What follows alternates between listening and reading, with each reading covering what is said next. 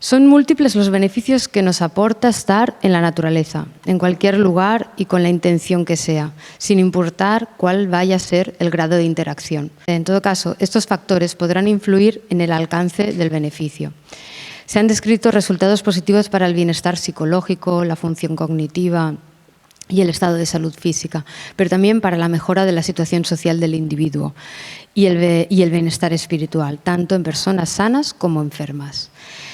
Todo esto lo hemos estado hablando, pero es solo remarcar, ¿no?, que todo esto, hay mucha literatura, lo estamos diciendo, pero hay que seguir, porque los que estamos aquí nos lo creemos mucho, lo sabemos, pero esto hay que saberlo transmitir, hay que seguir explicándolo, ¿no?, a las administraciones. Aquí hay administraciones que están concienciadas, que son sensibles, pero hay muchas ciudades, muchos pueblos, muchos lugares donde esto tiene que llegar, ¿no? Entonces, ahí están los números, están los beneficios. Simplemente comparto eso. Ella sigue y dice, bueno, los beneficios son a escala social, también se consigue reducir el vandalismo, el absentismo escolar, los disturbios raciales y la violencia en general. Tal vez uno de los efectos más importantes de la permanencia en la naturaleza es la posibilidad que tiene de hacer restaurar nuestra capacidad de atención. Y sigue, y sigue, y sigue, y sigue. Y ahora aprovecho pues para presentar a las dos personas que nos van a acompañar en la mesa y que nos van a seguir hablando de los beneficios que tiene a nivel de salud para las personas y en la ciudad concretamente, ¿no? Bueno, tenemos a Lidia Casas, que... ¿Dónde está la Lidia? Ya, vale. La Lidia Casas de la Universitat d'Amberes, Bélgica, y la Mònica de ISGlobal, que está por aquí. Pues bienvenidas. So I'm going to speak about green spaces and child health in, I hope, only 12 minutes, which is also a great challenge, but I'll try. And I'll start speaking about climate change and health with a very brief overview of what happens. So we have climate change that has some direct effects. These are the storms, droughts, floods, and heat waves. And those have actually a direct effect on health. But they also have an impact on these indirect effects: water quality, air pollution, land use, and the ecological change. That also have an impact on health. And these two pillars here, the direct effects and the indirect effects, they interact with the social dynamics. And that makes that some population groups, some regions are maybe more vulnerable to the health effects of climate change. Okay, and the health effects of climate change are multiple. They include mental illness, which is a great concern. Nowadays, I think it was specifically mentioned in the last IPCC, but also undernutrition, not such a big problem here in Europe, but yes, in the global south. Allergies, cardiovascular diseases, infectious diseases, and many others. I'm going to give you two examples to show you, to illustrate a bit the burden of disease caused by climate change. One with an example of mortality during a heat wave. That was the heat wave of 2003 in Europe. And here we have the changes in temperature, so the difference between the same period in 2001 compared to the period in 2003, the changes in temperature. You see, it's up to 10 degrees higher in some regions, especially here in the center of Europe, the UK, France, and part of Spain, Italy, and Germany. So I use this example. It's 20 years old almost, but it's a very good one because they estimated the excess deaths, and they counted there were in Europe about 70,000 excess deaths happening within these 2-3 weeks of heat wave. So here they map it, and you see actually it it comes together with the changes in temperature. You see that most of the excess deaths, almost twice the regular deaths, were happening in these areas in France where you had these high temperatures. Another factor that might increase with climate change is air pollution, because it does not only depend on the source, but also on the meteorology, so the amount of air pollution that we have. And here, this is a graph about the global number of deaths in 2015 by risk factor.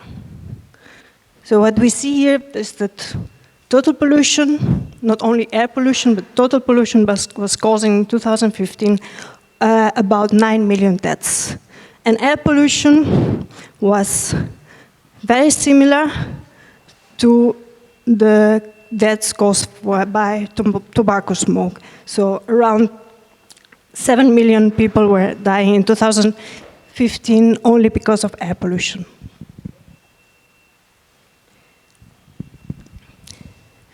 And we more and more live in cities, we all know that, and that's also a problem.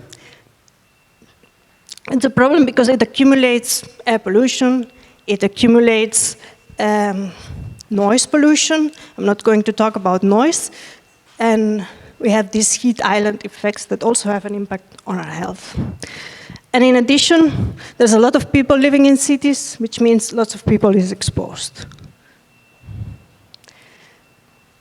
So one of the plans, the adaptation strategies we have for climate change is introducing these urban green spaces in cities. That will reduce the heat island effect or attenuate. It will reduce traffic because there's no traffic where there's green, in theory. We can prevent from this now I have the problem, inundaciones, the floods. And in addition, it has some co-benefits to the society. We create spaces for socialization, for physical activity, for relaxation, for growing food. Good. So you see, green spaces are very important, and they act on key elements that affect our health. And I said also I would talk about these vulnerable populations, and I will focus only on one aspect of vulnerability, which is age and children, because we are going to talk about schools, although schools involve a lot more than age. I will just focus on age and why children is more vulnerable, and why interventions at early ages have a stronger impact on our health than interventions when they are done later in life. So children, and actually since conception, we are developing, our body is developing. So meaning that any trigger, any toxicant that we are exposed to at these very early stages of life can have a huge impact on our health later on. And so, if we have interventions that are done at these very first years of life, those interventions will result in, at the end, in a benefit for the health of the population in general in adulthood. While if we start interventions later in life, this impact will be there, but it will be a lot less.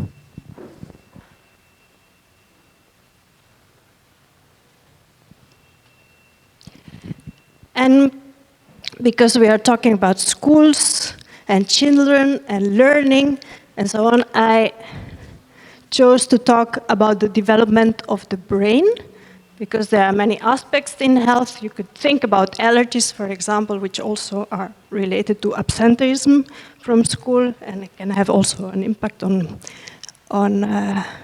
child's development. But I will focus on why the brain is so important.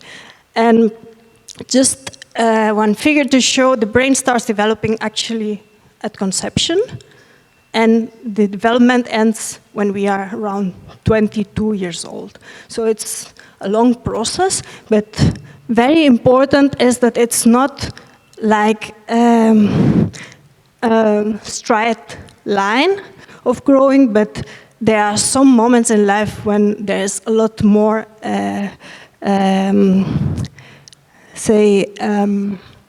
development, or it develops faster. So, and these are key moments in life, the early childhood, when we can do some interventions to have most of the benefit on the development of the brain.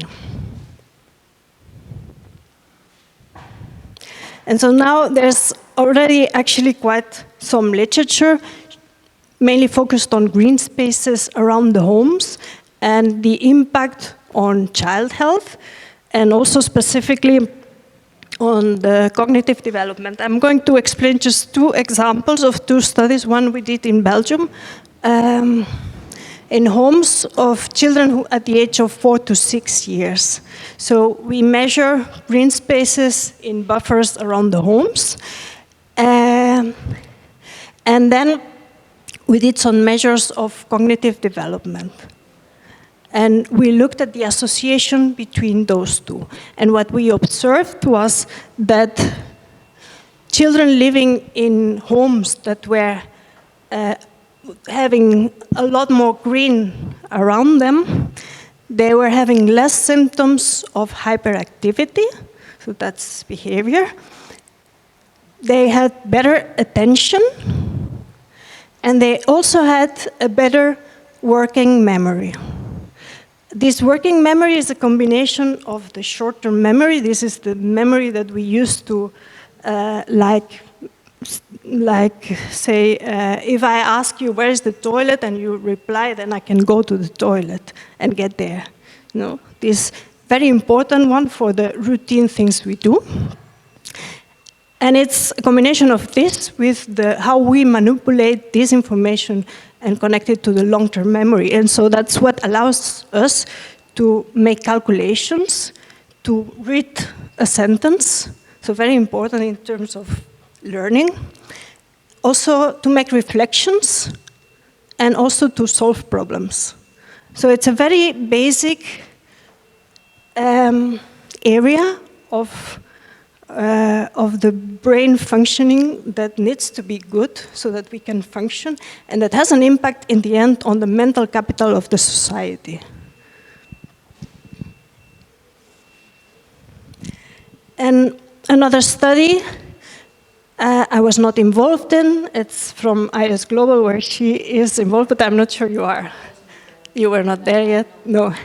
It's the BREATH project, done in Barcelona in schools, where they looked at surrounding green space in schools in relation to this working memory I told about. And they observed that there was better working memory among children attending schools where there was more green around and within the school. Good. So based on this, we have our, I'm not going to read this slide because we already talked a lot about the Cool Schools project. Just go directly to what is my involvement together with I'm at the University of Antwerp, and I'm not sure I mentioned, I'm an environmental epidemiologist. And I would do this work package together with the University of Hasselt, with another environmental epidemiologist who couldn't come today. And we are part one work package within the Cool Schools project. And what we will do is to answer to the question whether these green spaces in schools have an impact on the neuropsychological development of the children. And we will do it in primary school children of the 5th and the 6th grades, or around 10 schools in Brussels. And we will look to select the schools into socioeconomic factors, because we know this has also a huge impact on the cognitive function of the children, and also how the green is within the school and around the school, but that's what Francesca and Elsa will do. And we will then go to these schools and do measures of mental health and quality of life among the children, and also of this cognitive development using some computer tests, just games they have to play where we measure reaction time and how these things. So that's a bit what I wanted to say. It took me 15 minutes. Good. Thank you. Yeah, thank you very much. If you want to,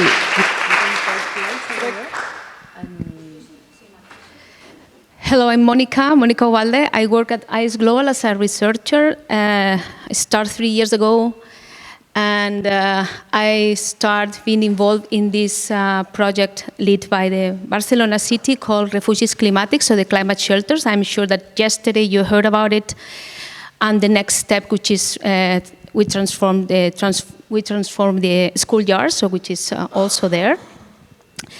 And I will start. I'm a biologist by training, and also a public health specialist. My doctorate, my PhD thesis was on occupational epidemiology, but it has somehow related to environmental, and I switched to environmental epidemiology and to these school projects 3 years ago, as I said. And I would like to start first. I start in English. It's okay because it's okay for every. Okay, if I switch, because you know the presentation it's in Spanish and Catalan, and with a typo here, and I can see. So first, I would like to start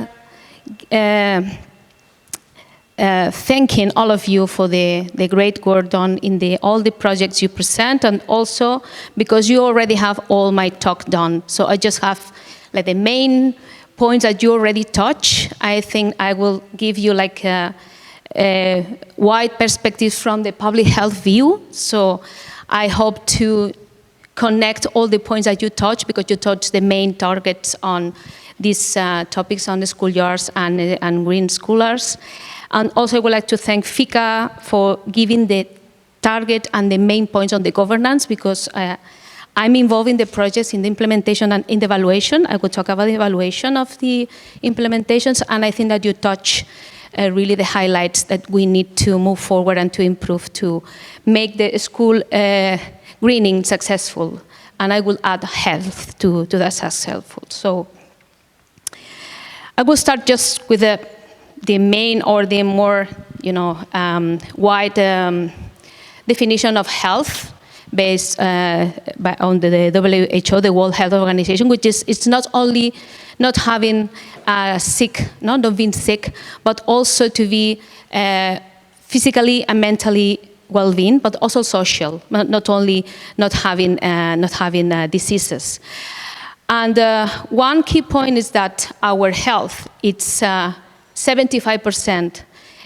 Depends on the environment we live. And Lidia started talking about how the cities influence our health. So we live in a urban environment, most of the population, and it's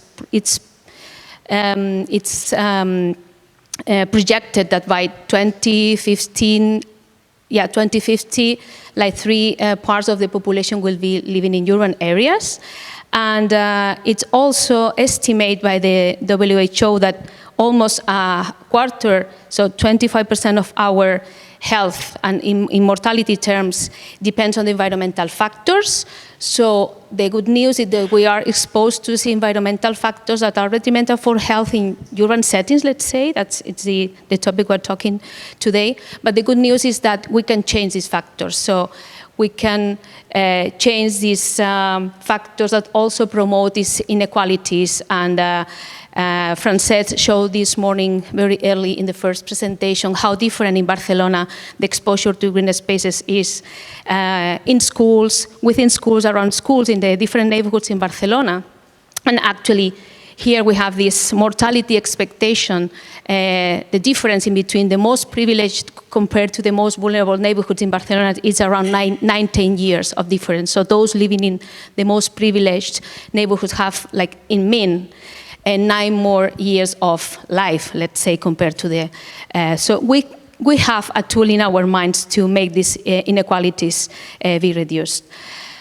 So we have this, this tool in the cities without the health system. We don't need to reach the health system because the health system is to recover from disease, and we want to promote health. We want to avoid diseases, and we want to promote well-being and emotional, and I said in the wide sense, emotional and physical well-being. So we have the boosters for health are in the cities and out of the health system. So that's why we have this also in English in the website of ISGlobal. So that's the 5 keys that we want in the cities. We want to be more not only healthy but also sustainable, equitable, and fair. So, and Lidia also talked about this, you know, that the cities give us opportunities for development, for learning, for economics, or for populations to grow up, but also have risks in relation to the levels of contamination, the noise, the reduced physical activity, which is related to green spaces. Now we are in the point, and also this factor related with the climate change and the heat urban island effect in the cities. And one of the points is that we have a lack of green and open spaces in the cities, and Frances showed us this morning in Barcelona how not equally distributed is in Barcelona, for example. And we have the opportunity to use this lack of green, and actually you show, Frances, that almost 50% of the schools in Barcelona are grey. So the worst category, but also we had 2 more categories before. You have the healthy green or something, but before the gray, there was another one. So more than 50 of more than half of the schools in Barcelona are grey. So we have a big opportunity to do public health through schools, because we have many lack of green spaces out of the schools, but also in the schools. So school environments are a great opportunity, and the designers, the urbanisms, the architects, but also other sectors, and you touch all the stakeholders that could be involved in and should be involved in this design. They have a critical opportunity to promote and to protect health. And how? So using the school environment, not only the schoolyards, but also we talk about also the green and how to the green around the schools, and how to connect, the necessity to connect the community in the school with the community in the neighborhood, and not to understand the school as a isolated building with an isolated schoolyard, and we want to open to the community, we want the community to come in, but we also want the community, educational community, to come out and to connect and to interact with this network in the city and improve the social connection. So this is a great opportunity to do public health, because, as I said, health is not only the lack of disease, but also this emotional, this more physical, mental, but also social health and connection. And I will go further on the spiritual. So there are some more wide definitions of health that went more to this spiritual connection with nature that you start this morning with this poem, right? And then with this piece of literature that you share with us. With our connection with nature is not only because of aesthetics, it's because we are also this little ant, we are also this little, other insects. We are part of it, and all of us, all the ecosystem need to be healthy. And that's another point that has arisen during the day. So why the opportunity of the schools? Because every neighborhood has schools. In Barcelona, we have seen that the distribution is quite homogeneous, but so we have schools in every neighborhood in different districts.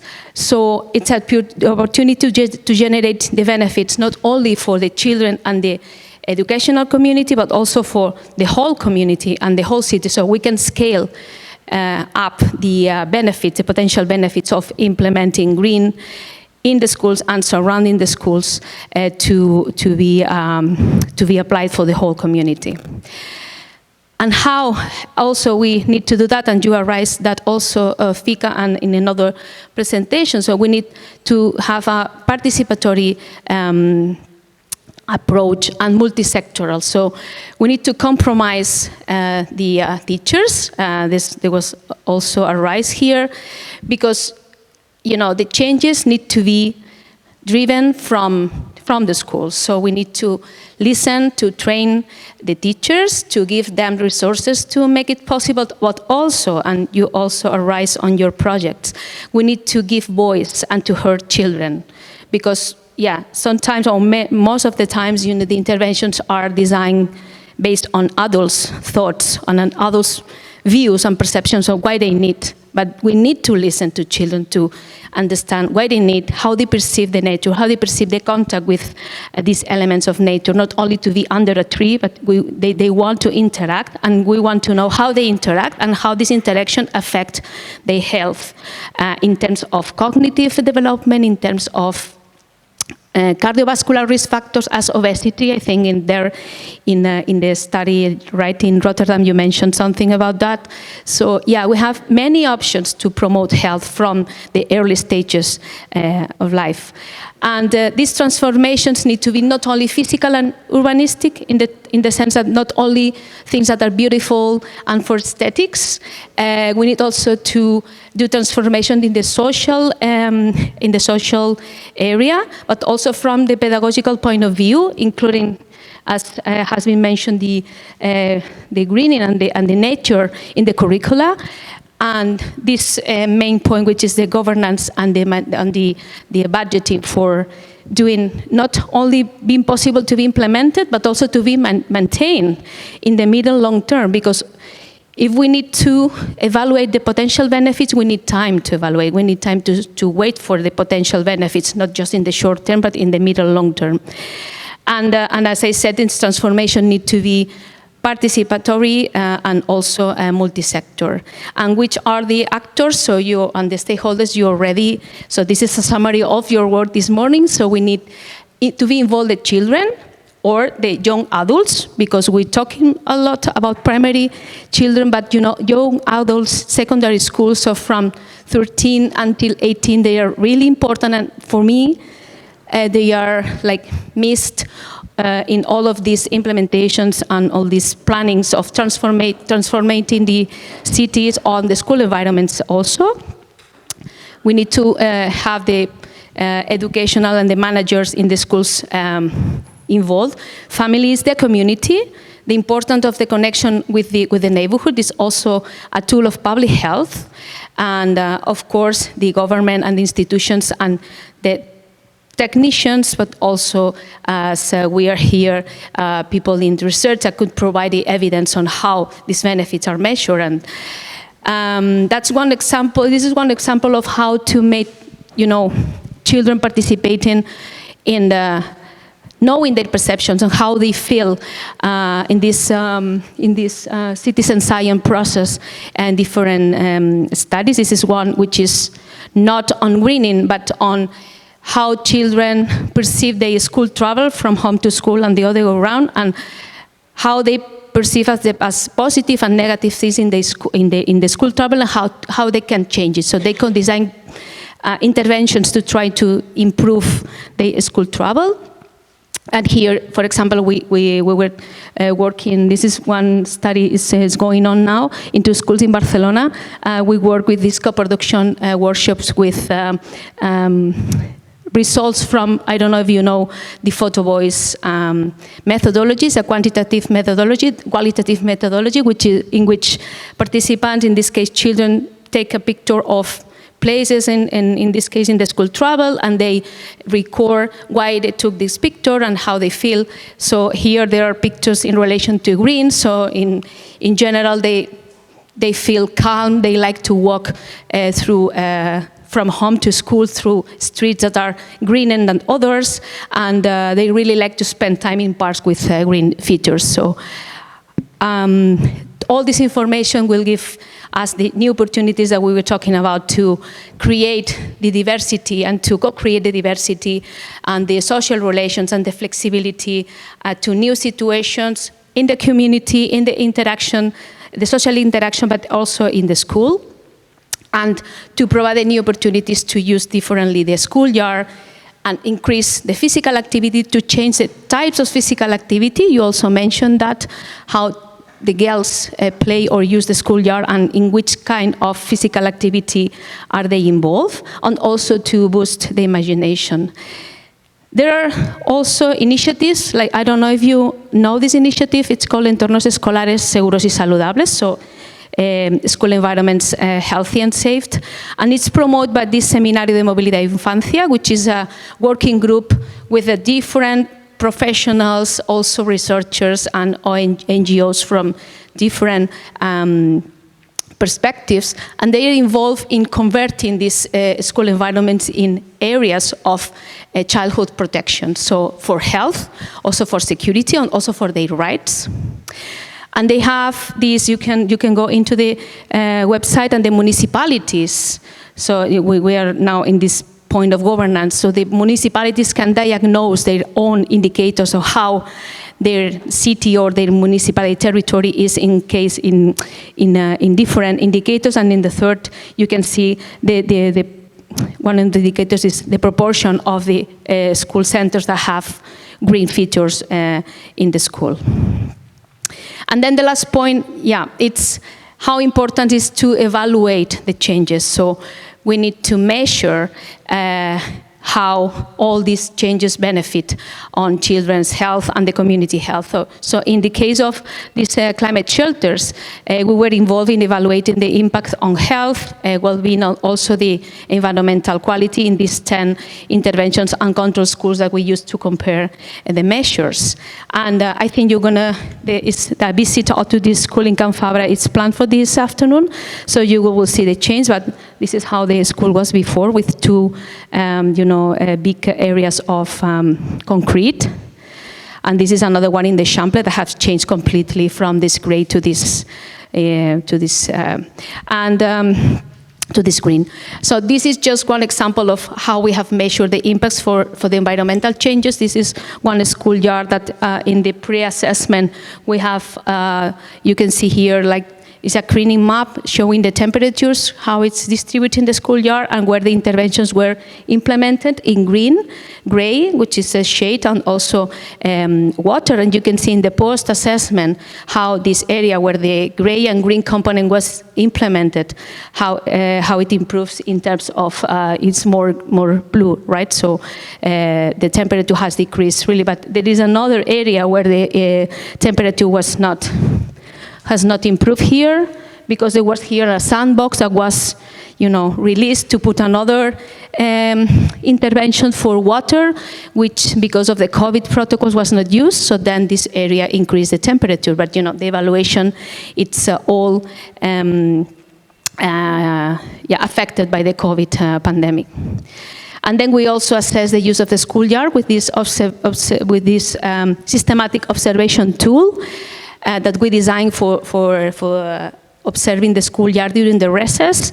And you mentioned that. So we observed an increase of the proportion of girls playing in larger groups, so less girls playing alone around the schoolyard, but also involved in activities that were more sedentary and locomotion, not sportive. So less football, less basketball, and more other fantasy games and interactive games with more boys. And this is just another indicator of this evaluation, which has been implemented by the Barcelona Public Agency. And there are many other indicators, but they perceive positively the changes in the schoolyard in terms of places to sit down, to interact, to be under shade, and they increase their positive perceptions around their schoolyard. So they perceive better the schoolyard after the implementations in general. And this is not from refugees, but just to show you how also the social change can be also be measured when we implement and we change the schoolyard with, in this case, with green solutions. So in the school in Madrid, for example, what happened is that over the years, the 3 years after the implementation, more people in the neighborhood want to go to the school with more diversity, so decreasing the inequities, and more different and more innovative teachers want to go to the school. The creation of this families association to work with the school, and also better indicators on learning outcomes.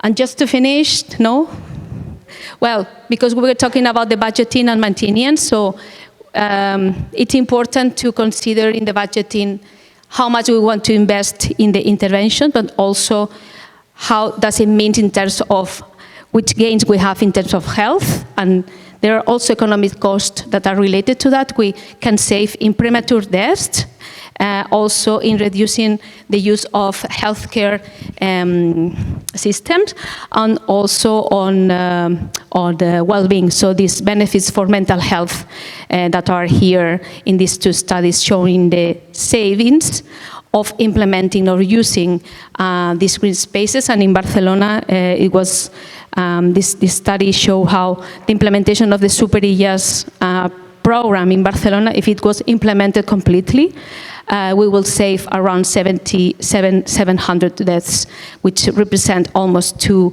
million euros of saving costs in health. So that's my last slide. So we have a big opportunity in the schoolyards and the school environments to transform the cities to make it more healthier, sustainable, but also fair, and not without inequalities. And that's it. Thanks so much. Thank you very much.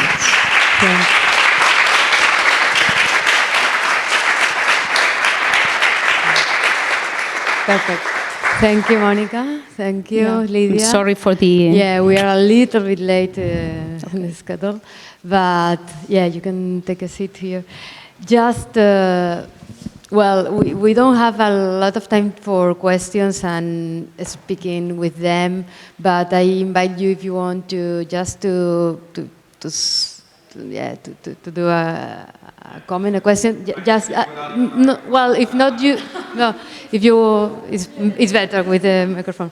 But just one, please. See, it's okay for you? Yeah. No, okay. No. I hope it's a good question then.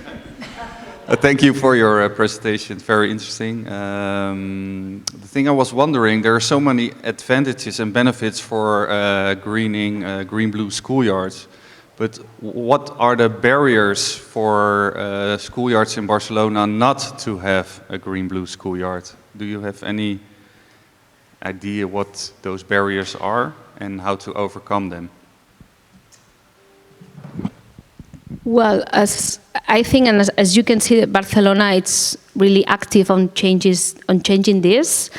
And as I said, after this climate shelters project, which was a pilot in 10 schools in the city, one each neighborhood, now is moving forward really quickly to transform the schoolyards green in the schools and putting more other elements for more pedagogical objectives also. So I think the main barriers that could be behind how not only to implement but also to maintenance and to, as we have been discussing, it's on pieces of governance that FICA explained really well. So we don't have all of them, but some of the pieces are key on, how the transformation will be successful, because it's not only to implement the nice thing, but also to assess if the nice thing works, how better it works, and just not to forget the goals. So we need to have the goals really clear and then to move forward. But the pieces of governance, I will say, yeah.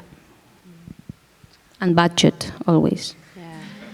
And I think that, for example, this is the 6th year that we are doing these meetings, and the things has changing a lot in these years, and all of these projects are young projects. It's like 6, 7, no, and we are walking the path and the way, no? It's like we are doing all together, and because of that it's so important, these meetings and what cool schools is doing, and I don't know. Yeah, and you are speaking about Barcelona, it's a big city, or Paris, but the territory is big, and also the small cities, and it's a long way, no? It's not, it's something like that. I think that we don't have more time. We have to close here. And, well, I think that we're going to close together with Isa and with all of you, because I think this is thanks to everybody that is here, and we are just doing knowledge together, no? And yes. Yeah, just to say thank you very much, Mamen, for all the organization of the event. We have collaborated, but you have done a lot, and your team. And thank you very much for being here these 2 days. It has been super, I think that it has been a knowledge sharing space, place, and very inspiring, no, for all of us from our different fields, from research, practice, and etc. So, we wanted to see this short film, but we don't have sound connected to the, so it will be only the images. I don't know, Ian, if it's okay. We can try just to say you goodbye, and there is still some food there, so please. And all the people from cool schools, we will go for a lunch together. So thank you very much to all you.